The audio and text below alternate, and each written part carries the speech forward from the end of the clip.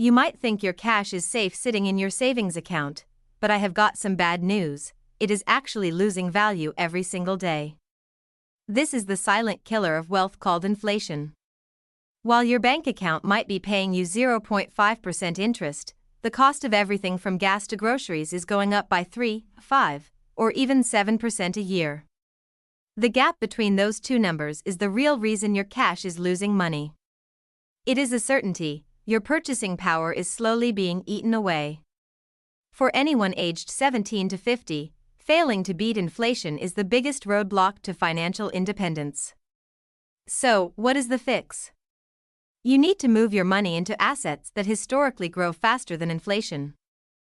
Specifically low-cost index funds or high-yield savings accounts. Stop letting your hard-earned dollars shrink in value.